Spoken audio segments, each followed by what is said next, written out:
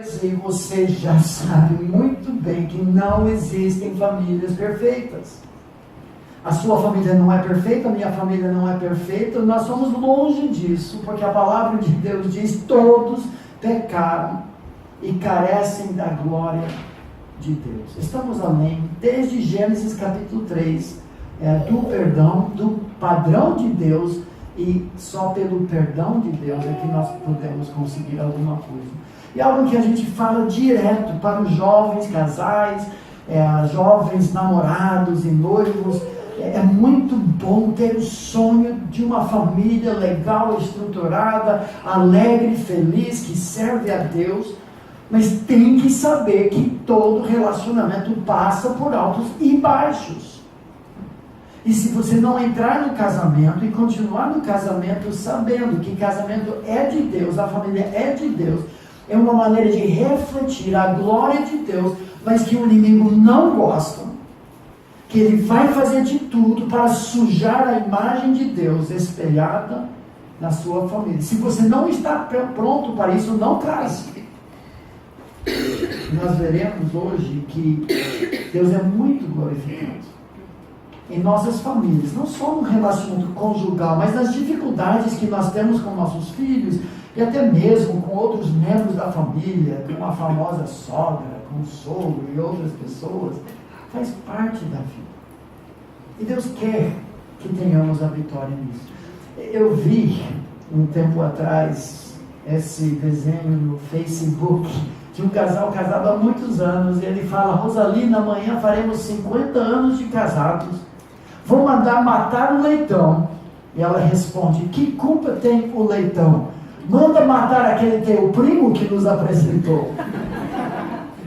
Mulher com mágoas depois de 50 anos. Que é isso?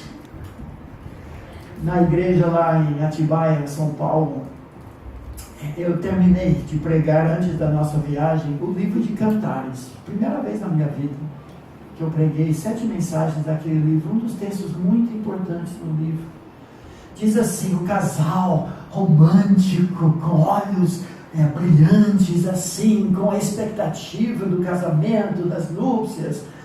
Só que ela fala em determinado momento: apanhai-me as raposas, as raposinhas que devastam os vinhedos, porque as nossas vinhas estão em flor. É de forma poética para reconhecer o que eu acabei de falar, que todos nós vamos enfrentar as lutas, as raposinhas, as dificuldades. São muitas as raposinhas que nós reconhecemos.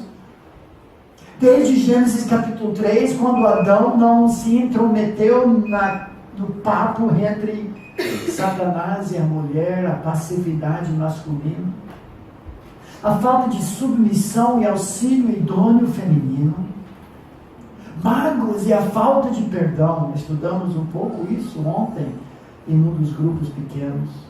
Ressentimentos por qualquer motivo da vida, frieza sexual entre o casal, cansaço e indiferença ao longo dos anos, a interferência de terceiros que se intrometem no relacionamento a dois, afastam o casal, sujam a imagem nítida de Deus, do amor de Jesus para com a igreja. A internet já é fator predominante em muitos divórcios e ainda mais casos de imoralidade, salas de chat e pornografia. Então, gente, o lar, como nós temos desenvolvido esses dias também, é o lugar onde nós somos quem nós somos, é o lugar onde Deus quer se mostrar presente.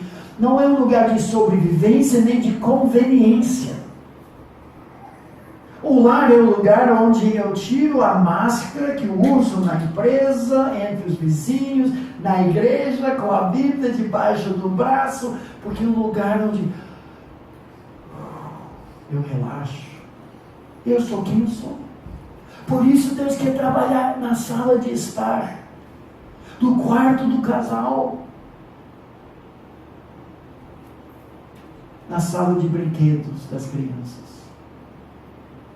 Deus quer se mostrar presente, transformando as nossas vidas naquele lugar. Bom, muitos de vocês já conheceram a nossa família. Nós fomos agraciados com 6 filhos. Até hoje, 13 netos. Talvez amanhã seja 17, mas porque estão vindo com uma rapidez muito, muito grande. Mas é privilégio, mas também é luta. Alguns ouviram um pouco a história da nossa filha adotiva, que chegou para a nossa família com 10 anos de idade. Com só 5 filhos, eu senti que a minha esposa estava assistindo muita novela em casa. Então eu resolvi, não, ela não assiste não. Mas resolvemos adotar uma criança já com 10 anos de idade, direto do orfanato, depois de espancamentos em casa, ameaças de outras coisas horríveis. E eu, numa certa arrogância, pensando, não, nós temos 5 filhos, está dando tudo certo. Nós vamos pegar uma criança de rua, jogar no meio de tudo isso, misturar bem e vai bum, sair mais uma criança perfeita. Infelizmente, dito e feito nada. Começaram-se anos de luta, 9 anos, em que Deus expôs o nosso coração maldoso, ensinou muita coisa para a nossa família. E depois de muito investimento, muito tempo, dinheiro, oração, lágrimas, com 19 anos de idade, a nossa filha decidiu nos abandonar. Saiu de casa, voltou para familiares que ela tinha demais, de sobra, e ficou assim por alguns anos. Rachou nossos corações. Pensávamos que estava tudo perdido. Eu não sou qualificado para o ministério. Foi uma humilhação total, porque no Brasil nós somos até certo ponto conhecidos, nós temos conferências já em todos os estados do Brasil, nós já temos os livros publicados, e aqui a nossa filha, que tinha a opção de voltar para o lugar onde foi espancada e quase estuprada, maltratada, malnutrida, depois de 9 anos na nossa família, diz, eu prefiro aquela família do que a sua. Então nós também sabemos o que é sofrer no contexto familiar. E só para fechar a história, Deus a restaurou a nós. Hoje está andando com o Senhor, sofrendo muito por causa do nascimento da filhinha 2 semanas atrás, que continua na UTI, fez cirurgia do coração, a nossa netinha. Nós estamos acompanhando todos os dias agora essa notícia. Mas muito bem, junto com o marido e na igreja, graças a Deus. Nós vamos conversar no primeiro período sobre o relacionamento a 2. Eu sei que tem pessoas de todos os estados civis, solteiros, viúvas, divorciados, divorciadas, recasados, recasadas. Mas ao mesmo tempo, os princípios da palavra de Deus sobre a família são aplicáveis para a família de Deus. E mesmo que algum princípio aqui não tenha a ver agora com sua situação, estado civil, como família de Deus, todos nós temos participação na orientação dos nossos jovens, das nossas crianças, no padrão alto que é de Deus. Eu vou exaltar o alto padrão de Deus, e depois a gente encaixa os detalhes, situações, vítimas da vida, do nosso próprio pecado. Às vezes eu me frustro um pouco, porque na tentativa hoje em dia de não ofender ninguém, nós nivelamos por baixo e ministramos compaixão. Isso é legal, graça de Deus, mas para os nossos jovens nós não mostramos qual é o padrão alto de Deus. Em vez de construir cercas aqui e falar, não, o padrão de Deus do casamento é assim, da família é assim, com medo de ofender alguém, nós preferimos descer lá para o abismo e dirigir ambulâncias depois de vidas quebradas nas pedras. Eu prefiro prevenir do que remediar, embora ambos os ministérios sejam importantes. O problema é que nós hoje não sabemos o que o que é uma família, não sabemos qual é o padrão de Deus. Os nossos relacionamentos sofrem pelos ataques do inimigo, o esfriamento da amizade conjugal, é como Deus descreve o casamento. E a pergunta, será que existe isso mesmo? Será que há possibilidade nesse mundo tão malvado, tão difícil de se construir uma família, se não perfeita, pelo menos saudável? Existe esse esperança para a sua família? Eu creio que sim. Eu não estaria aqui se não fosse assim. Eu gosto demais do versículo, um dos livros mais tristes da Bíblia, que traz mais esperança, em Lamentações 3, que diz isso. Eu quero trazer à memória o que me pode dar esperança. Eu quero mesmo, você também? Eu poderia citar um monte de estatísticas aqui que comprovam que a família está em falência, que todo mundo tem mais jeito, mas não é isso que eu quero fazer. Eu quero lembrar o que nos dá esperança. O próprio texto então responde: o que pode nos dar esperança? Resposta: as misericórdias do Senhor, que são a causa de não sermos consumidos, destruídos, porque as suas misericórdias não têm fim, renovam-se cada manhã, grande é a tua fidelidade, diz a palavra de Deus. Então vamos fazer isso. Vamos voltar para o padrão divino, a planta da construção do lar, em Gênesis capítulos 1 e 2, abra sua Bíblia. Espero que você tenha, seja um smartphone, celular, seja o que for. E nós vamos trabalhar aqui 3 princípios fundamentais, básicos demais, que vão nos reorientar, realinhar, porque talvez com o passar de tempo, por causa da sociedade que nós vivemos, você ficou um pouco desalinhado. E agora nós vamos voltar aos eixos e nos alinhar novamente com a perspectiva bíblica.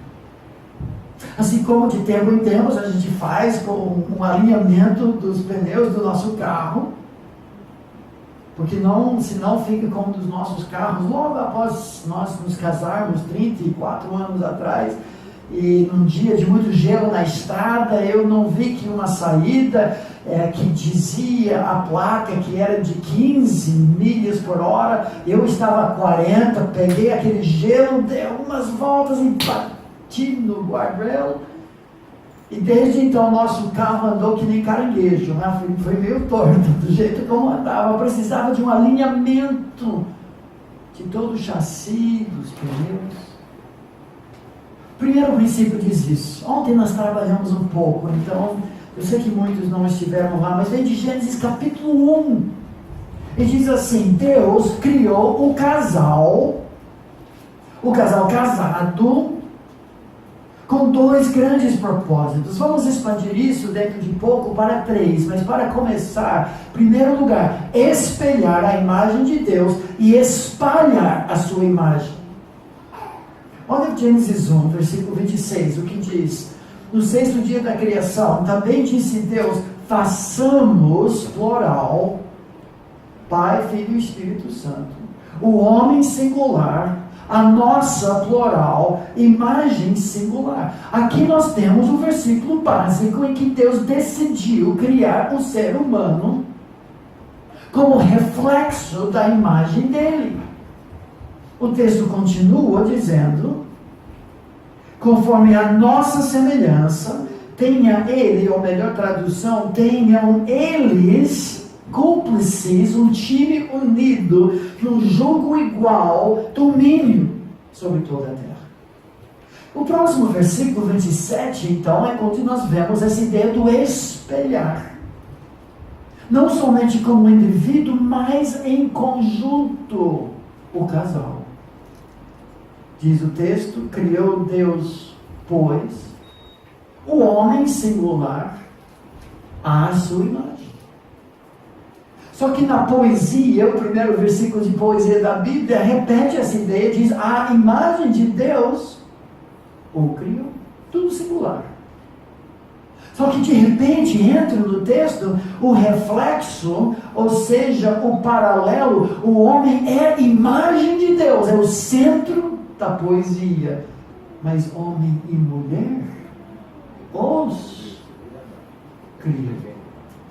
Ou seja, o paralelo do nossa imagem, nossa semelhança, é homem e mulher os criou. No casamento, 2 em 1 refletem 3 em 1. Meus amigos, jovens, casais, solteiros.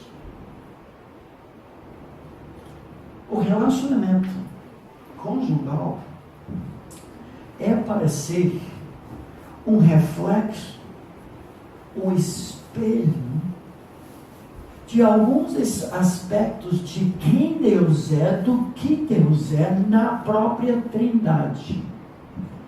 E ouçam bem, os teólogos que estudam as Escrituras há séculos sempre procuram uma ilustração da Trindade. Quase todas as ilustrações falam em algum aspecto.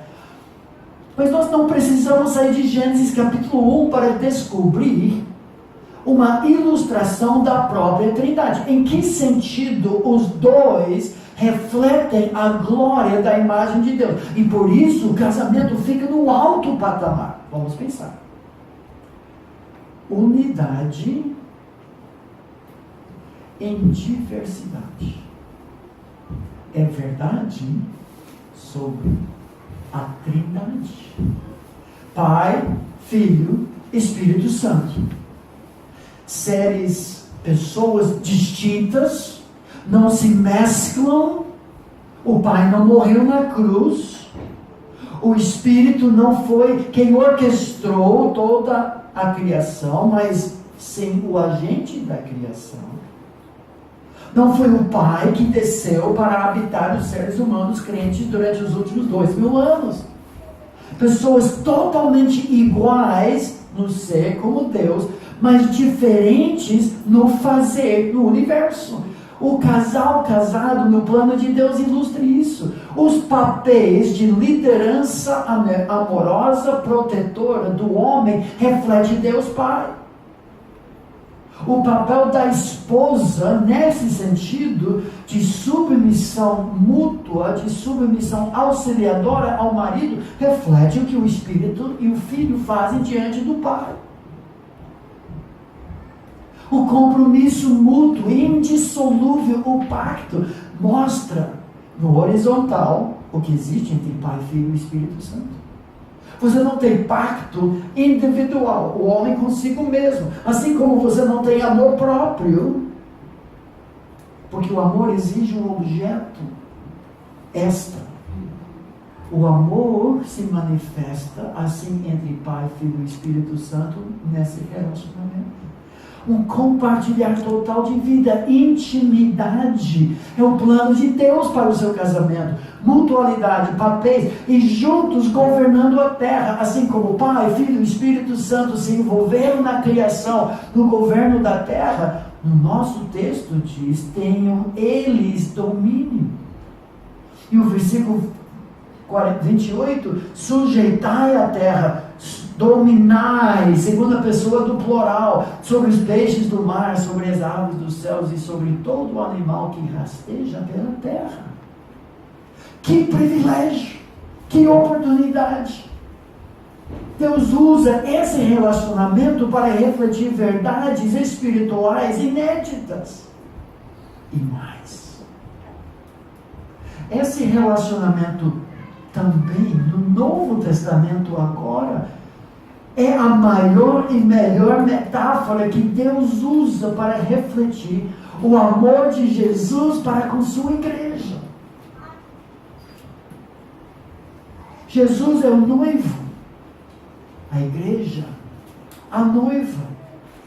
Efésios 5, o maior texto que fala sobre casamento, família, diz isso, citando Gênesis. Eis porque deixará o homem pai e mãe, se unirá à sua mulher, tornando-se os dois em uma só carne. Grande é este mistério.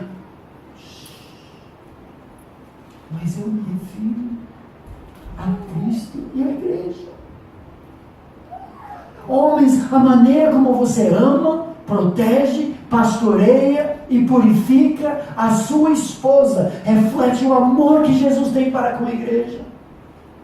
Mulheres, a maneira como você, como a nova Eva, refeita em Cristo Jesus, apoia, encoraja, se alinha e respeita como o maior fã do seu marido, ilustra o que a igreja faz diante de Cristo. Primeiro propósito: refletir a imagem de Deus, espelhar. Já mencionamos, mas a ideia aqui é dissermos que nem a lua, que não tem luz própria, mas tem glória quando reflete a glória do sol.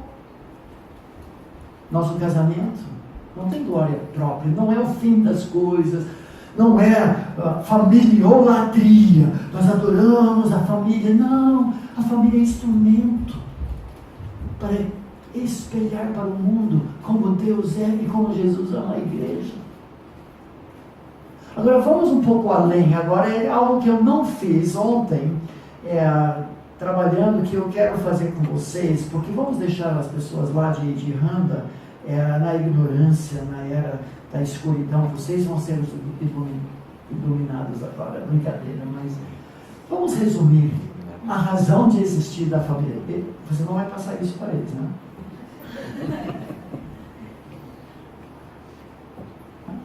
Olha para Gênesis 1:28.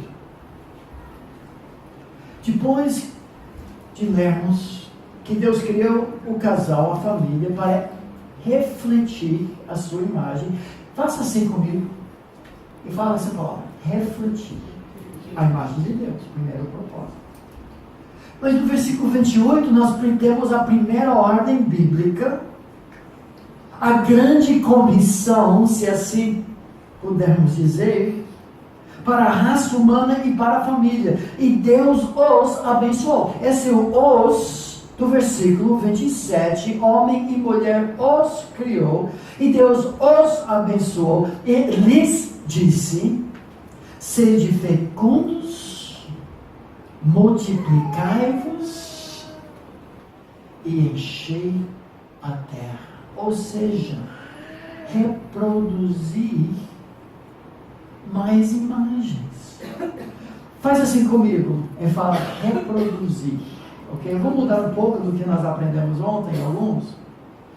Refletir, reproduzir. A primeira ordem da Bíblia, se alguma vez alguém te perguntar, uma pergunta assim, trivial, para ganhar algum prêmio talvez da escola bíblica, qual é a primeira ordem da Bíblia? A resposta é ter babies, ter filhos.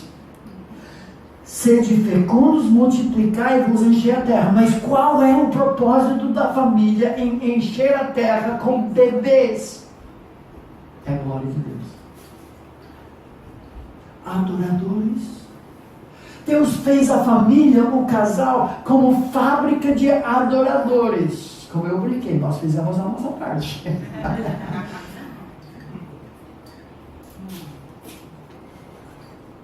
Refletir. Adores, reproduzir a partir da família novos adoradores, porque o alvo de Deus nunca foi um casalzinho, só os dois, até feliz, adorando a Deus. O propósito de Deus era multiplicar sua imagem nítida, sem pecado na terra ainda, através dos filhos, e o mundo inteiro se encheria da glória do Senhor. Que propósito fantástico. Mas tem mais um. Pode ficar aqui. Muito obrigado, a minha assistente. Tem um terceiro propósito. Faça assim com sua mão, como se tivesse um cetro na sua mão. Representar agora o reino de Deus, a imagem de Deus. Refletir, reproduzir, representar. As ordens que nós encontramos no texto, tanto no início, mas especialmente no final: sujeitai a terra, dominai sobre os peixes do mar, sobre as aves dos céus e sobre todo animal que rasteja pela terra. Ou seja, Deus colocou em nossas mãos, como família, uma procuração divina. Talvez alguns de vocês, quando deixaram o Brasil, os que não nasceram aqui, que deixaram o Brasil e tem bens aqui, bens lá, você deixou uma procuração com alguém que te representa legalmente. Deus fez isso conosco. Ele termina esse episódio dizendo: agora vocês como família vão fazer essa parte. Eu já trabalhei 6 dias enchendo o que estava vazio.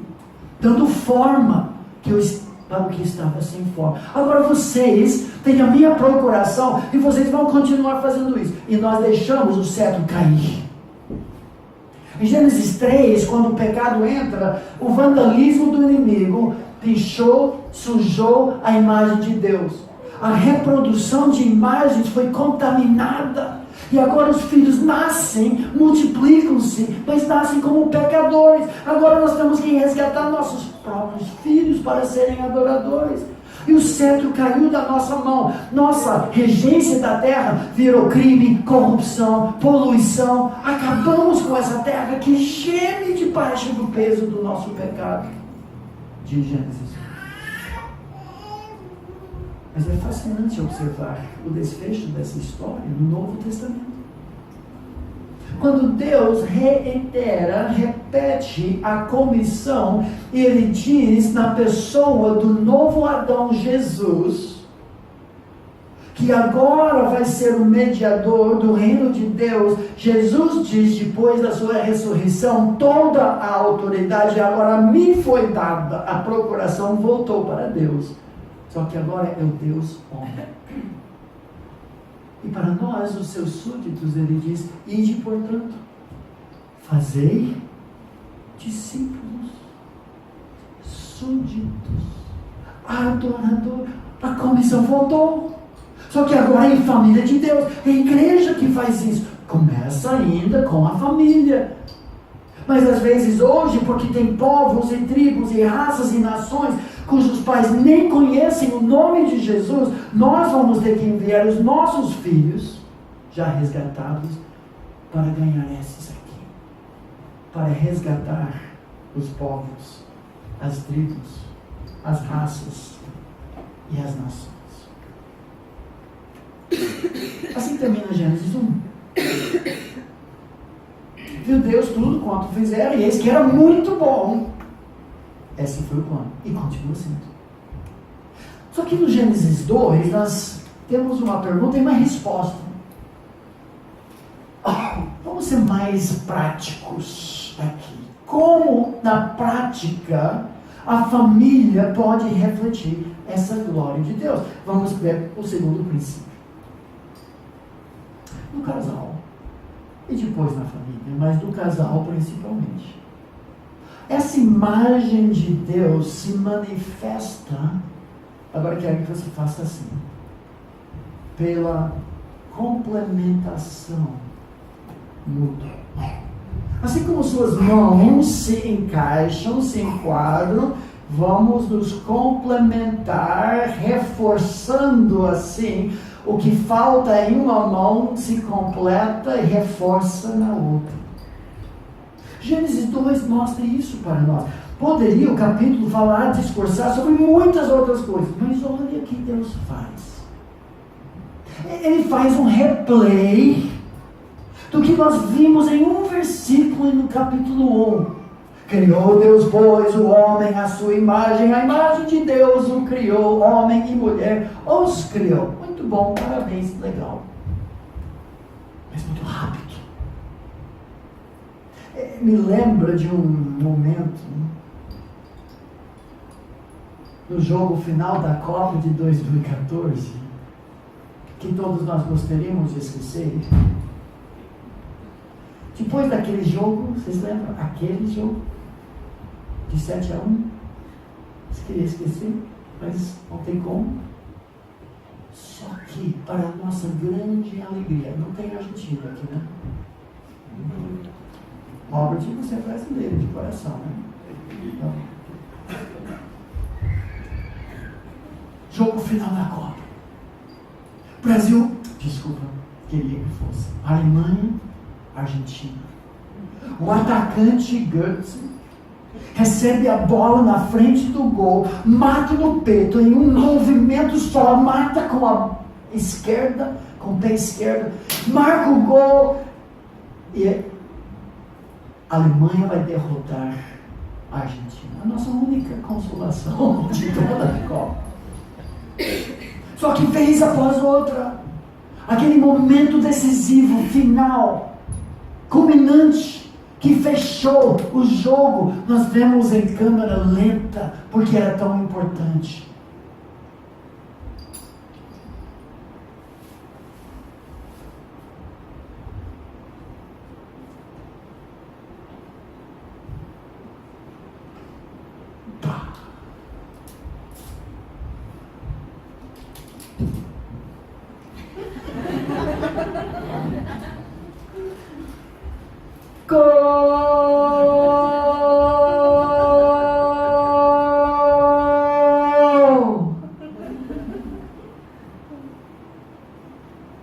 Gênesis 2 é mais ou menos assim. Deus poderia ter discursado sobre dinossauros, sobre o número de galáxias no universo, sobre o átomo, molécula, partícula, nanopartícula menor que ele criou, que talvez ainda nem descobriu. Mas ele não fala nada disso.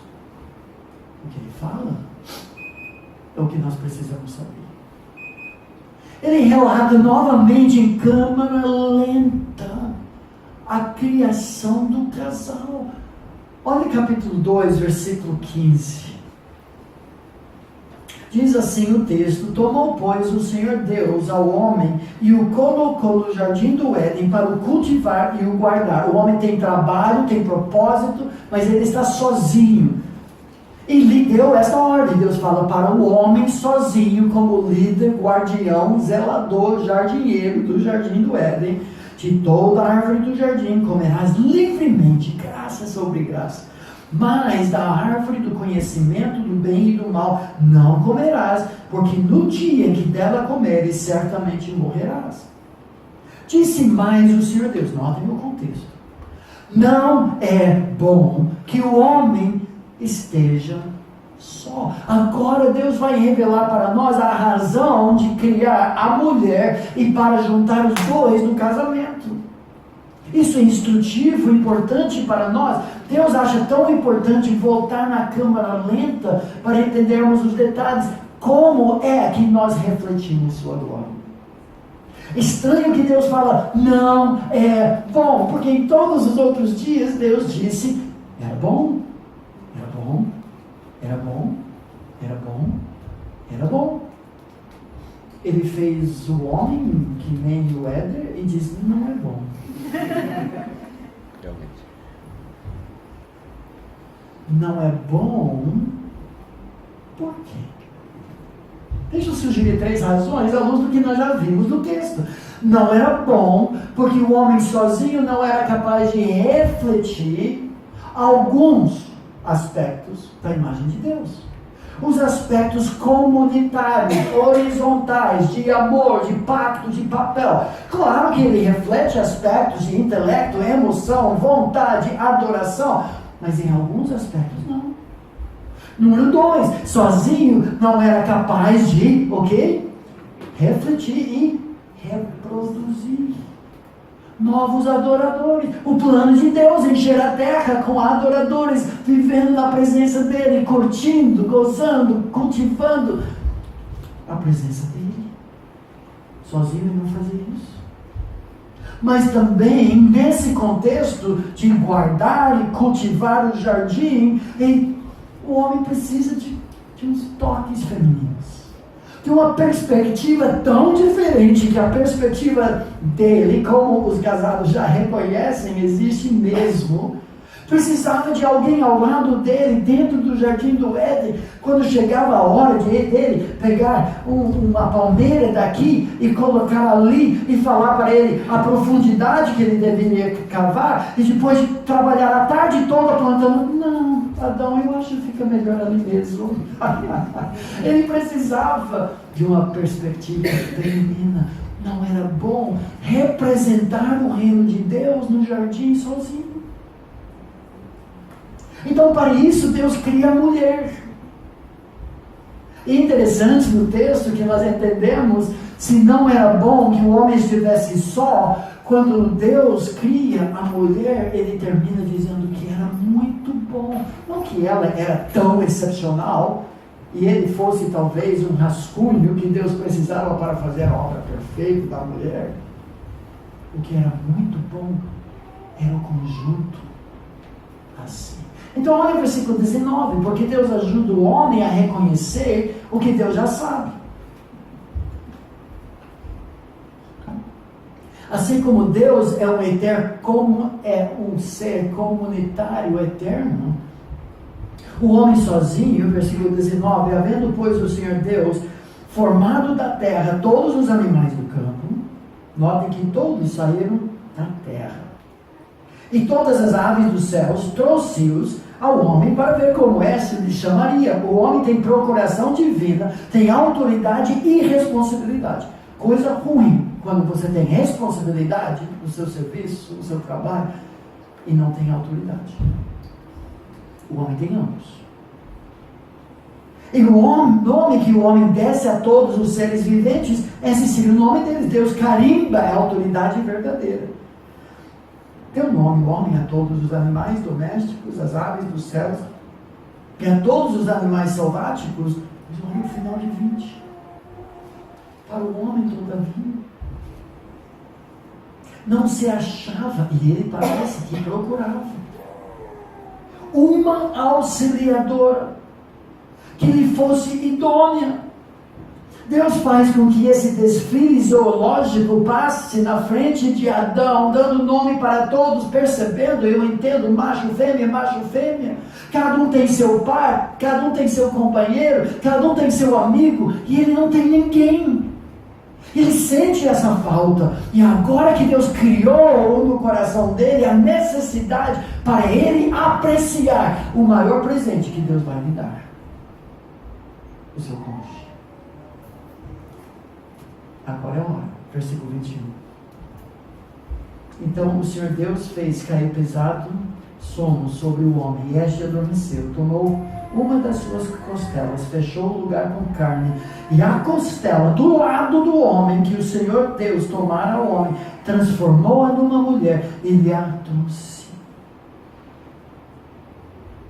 Uma auxiliadora. Essa palavra auxiliadora pode ser traduzida como escrava, como capacho, alguém que vai ser servil, e ele pode lavar os seus pés sujos sobre ela. Não é isso. Alguns de vocês já ficaram chocados, né? Não! Essa palavra auxiliadora, junto com a palavra idônea, é muito especial, porque a palavra auxiliadora só foi usada na Bíblia de pessoas duas: a mulher, em 2 versículos, e todos os outros versículos do próprio Deus, nosso auxílio sempre presente, nosso socorro, nosso amparo, nosso refúgio. Ela sai do lado do homem, porque assim como a costela protege os órgãos vitais, ela também será uma protetora do coração do homem. Ela vai ser uma companheira, uma amiga, sempre presente na vida dele. Assim como o salmista diz: eleva os meus olhos para os montes, de onde virá meu socorro? A mesma palavra. O meu socorro vem do Senhor. Ele é o nosso socorro. Só que para nos ajudar, homens, ele coloca ao nosso lado na vida da maioria. Alguns Deus chama para serem solteiros, servirem a Deus de corpo e alma sozinhos, mas alguém como Deus. Mulheres, é uma descrição digníssima. E a palavra idônea, essa ideia mesmo das mãos. Olha as suas 2 mãos, coloque uma em cima da outra. As suas mãos são idênticas? Para cair? As suas mãos são idênticas? Não são. Espero que as suas mãos não sejam idênticas, porque se fosse, você tem um problema muito sério. Mas olha só, a palavra idônea significa conforme o que está diante de, a ideia de um espelho.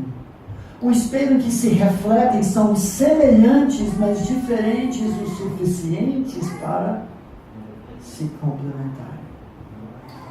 Casamento bíblico é isso. É o maior presente de Deus na vida de um homem, de uma mulher, de alguém que é diferente, mas semelhante. Os apóstolos se atraem, mas não podem ser opostos demais. Tem que estar dentro de um jugo igual de serviço ao Senhor, para que cada um reforce a vida do outro. E é para a glória de Deus, ou como nós falamos, talvez um resumo do que o casamento cristão, um para o outro e ambos para Deus. Complementação, não competição. É talvez parecido com, não parecido com esse sujeito aqui, que está usando e abusando. Um pouco mais parecido com o fazendeiro que perdeu o roda do seu trator. Agora, essa mulher é complemento perfeito para ele. Repita comigo, 3 propósitos. Refletir a imagem de Deus, reproduzir adoradores a imagem, representar o reino, através da complementação mútua.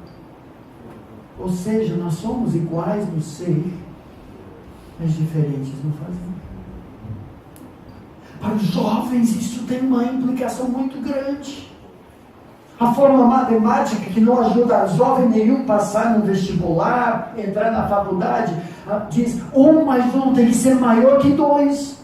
O que justifica as 2 vidas se juntarem é se complementarem-se de tal forma que se reforçam e sirvam para o reino. Um para o outro e ambos para Deus. Um time, um jogo igual. Luz com luz, luz com trevas, um vai em uma direção, o outro vai em outra, e eles se anulam o próprio propósito da sua vida. Depois disso, Deus viu tudo, e era muito bom, fenomenal, excelente. Vamos terminar esse período com mais um princípio, e na volta nós vamos mudar de margem totalmente e falar sobre a educação dos filhos, e o replicar, multiplicar esse reino. Mas olha o que diz o 3º princípio.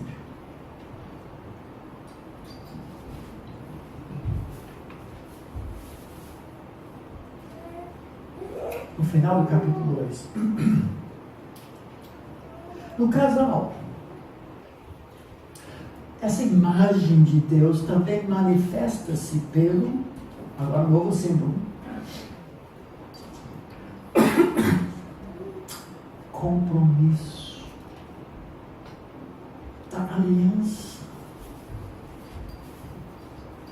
A imagem de Deus, Pai, Filho e Espírito Santo, e de Jesus e a igreja, será manifestada através da sua fidelidade, até que a morte os separe. Casamento não é eterno, não é para sempre, é para essa vida, como reflexo da glória de Deus. O melhor está por vir.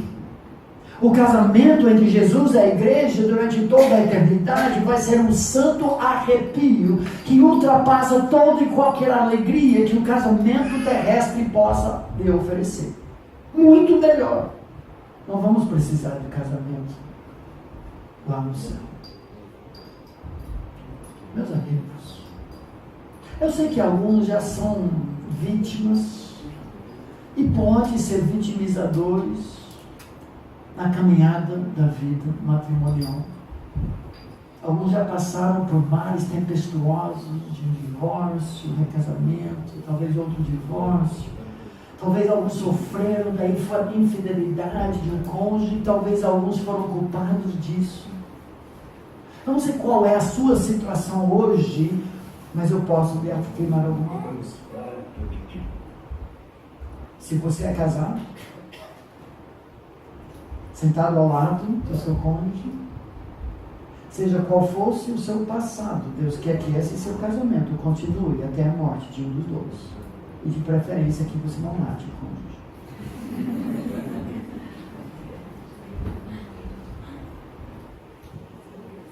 E você, casal, que está passando por uma dificuldade,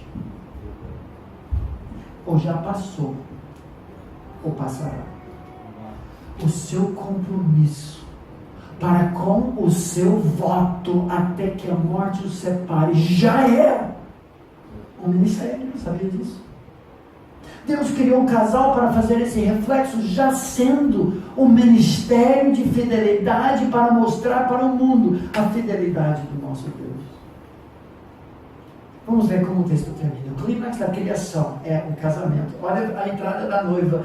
Versículo 22, nós já lemos. A costela que o Senhor Deus tomara ao homem, transformou-a numa mulher e a trouxe. Notem, Deus não tinha que fazer assim. Poderia ter dado anestesia para o homem, tirado a costela, formada do homem, a mulher, ele esfrega os olhos, olha do lado. Quem é você? Eu sou sua esposa. Você não lembra? Mas não foi isso que Deus faz. Deus faz questão de criar a mulher, sair com ela e voltar. Ele a trouxe até o homem. É um gesto de um papai que entrega a sua filha ao que eu chamo de gorila. O meu sogro fez isso 34 anos atrás, com essa princesa sentada aqui. Como ele fez isso, eu não faço a mínima ideia. E depois, assim como Deus, ele pegou o microfone, ele fez o próprio casamento. Eu já fiz isso com 2 das minhas filhas. Eu entrei com a princesa, a minha filha. Eu cheguei lá e eu a entreguei para o gorila.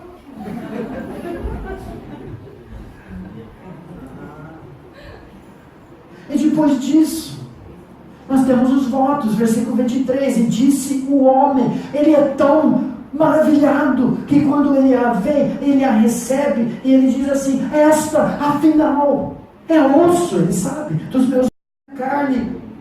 Ele faz um jogo de palavras que revelam aqui os votos que ele tem, chamar-se a varoa Ixá, porque do varão Ixá ela foi tomada. Tudo que ele está dizendo se resume assim, mulher, nós somos um, nada nos separa. E agora o pastor fala, versículo 24, Deus diz, a declaração do casamento, por isso, um precedente, deixa o homem, não esse homem que não tinha pai e mãe, Adão, mas todo homem, e se une à sua mulher, aliança, e resultado tornando-se os dois em uma só carne, exclusividade, fidelidade e intimidade. Esse é o casamento bíblico. Tão importante para nós entendermos como é que nós vamos refletir, replicar e representar o reino de Deus, que em vez de falar de dinossauros, galáxias ou átomos, toda a narrativa da criação termina falando da primeira cerimônia de casamento. Meus amigos, de forma prática para nós, essa esperança para a família, na planta do lar da palavra de Deus. Esse é o padrão.